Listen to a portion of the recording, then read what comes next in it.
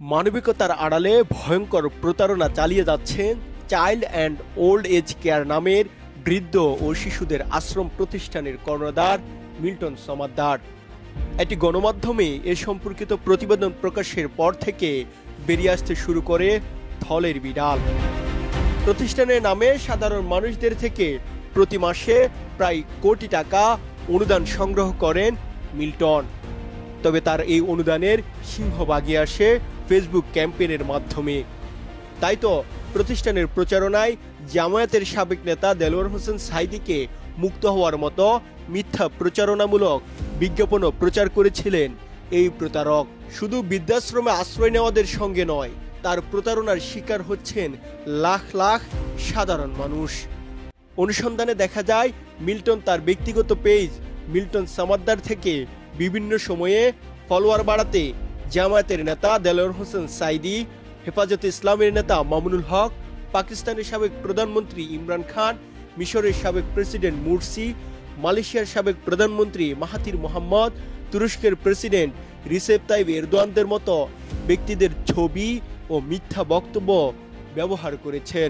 Milton Samaddar নিজেকে খ্রিস্টান দাবি করলেও 2021 সালের 24 ও 25 মে তার পেজ থেকে দুইটি বিজ্ঞাপন প্রচার করা হয় মুসলিম পরিচয়ে।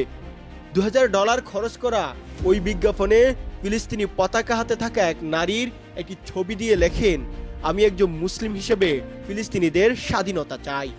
আপনি যদি ফিলিস্তিনিদের স্বাধীনতা চান, নিচে ডান পাশে লাইক দিয়ে ভোট দিন।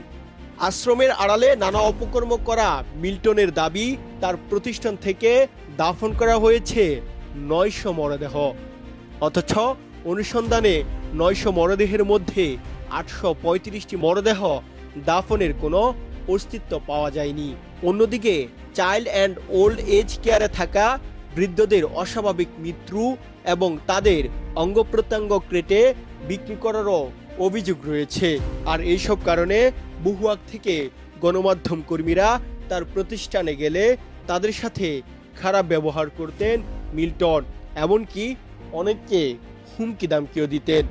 মানবিক মুখোশের আড়ালে ভয়ঙ্কর মিল্টন সমাদ্দার আলোচিত এই শিরোনামে সংবাদ প্রকাশেরও এক সপ্তাহ আগে মিল্টন সমাদ্দারকে নিয়ে করা এক পোস্টে ক্ষোভ ঝাড়েন দেশের প্রথম সারির গণমাধ্যমের সাংবাদিকরা।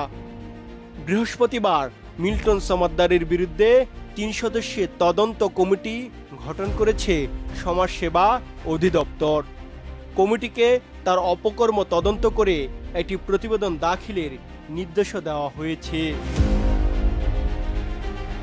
আব্দুল্লাহ আল নোমান, আমার সংবাদ, ঢাকা।